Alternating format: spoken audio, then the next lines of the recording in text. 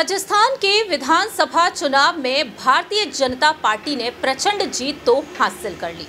सरकार बन चुकी है, लेकिन अब यहां पर दांव फंस रहा है मंत्रिमंडल के गठन को लेकर। जी हां, राजस्थान के नए मुख्यमंत्री भजन लाल शर्मा बनाए गए हैं और ऐसे में देखा जाए तो इनके कैबिनेट का हिस्सा कौन कौन से दिग्गज नेता होंगे, इस पर सभी की नजरें टिकी होंगी। लेकिन दूसरी ही तरफ यहां पर सवाल ये उठ रहे हैं कि आखिरकार राजस्थान की पूर्व मुख्यमंत्री वसुंधरा राजे सिंधिया का सियासी भविष्य क्या कुछ होगा।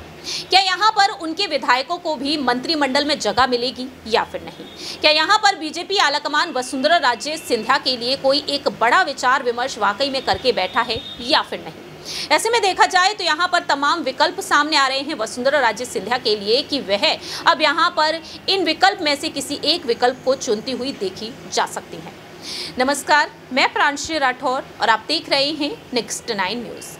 दरअसल आपको बता दें कि राजस्थान की सियासत में बीजेपी ने जिस तरह से प्रचंड जीत हासिल की है, 200 में से 199 विधानसभा सीटों पर चुनाव हुए और जीत हासिल की 115 विधानसभा सीटों पर।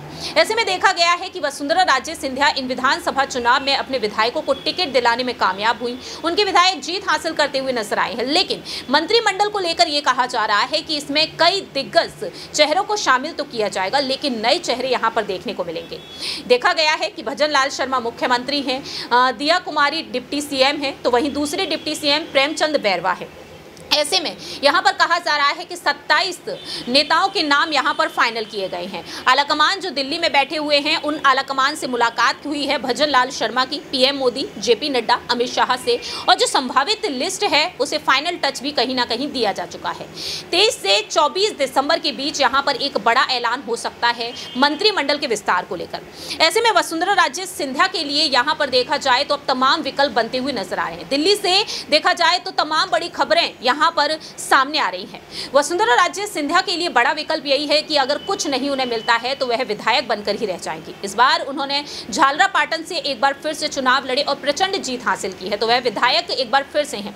और वहीं उनके जो बेटे हैं दुष्यंत सिंह 2004 से लगातार सांसद हैं। अब यहाँ पर वसुंधरा राजे सिंधिया अपने बेटे के भविष्य को ध्यान में रखते हुए चुप्पी साधी हुई भी नजर आ रही हैं। तो यहाँ पर तमाम विकल्प सामने आ रहे हैं। एक एक करके आपको उन विकल्प के बारे में भी जानकारी देते हैं।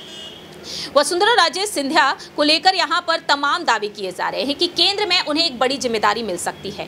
झालावाड़ से 5 बार वह सांसद रहीं और लोकसभा चुनाव 2024 में कहीं ना कहीं उन्हें फिट किया जा सकता है, लेकिन इस पर वसुंधरा राजे शायद ही तैयार हों। और झालावाड़ सीट से 2004 से वसुंधरा राजे के बेटे दुष्यंत जो सांसद हैं, तो राजनीतिकार के जो जानकार हैं वसुंधरा राजे के बारे में तीसरा विकल्प बताते हैं कि झालरापाटन से विधायक बनी रहेंगी, राजस्थान की राजनीति के नेपथ्य में चली जाएंगी। और अगर ऐसा होता है तो 70 साल की उम्र में वसुंधरा राजे सिंधिया के राजनीतिक सफर पर विराम लग जाएगा।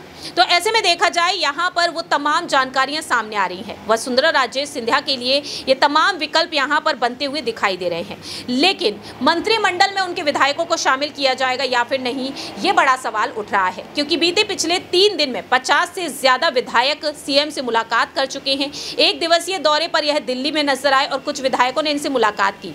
3 दिन में विधायक हमीर सिंह भायल, अनीता भदेल, संजय शर्मा, धर्मपाल गुर्जर, जवाहर सिंह बैडम, डॉक्टर शैलेश सिंह, छगन सिंह, राज पुरोहित, शत्रुघ्न गौतम सिंह के साथ विधायकों ने मुलाकात की है।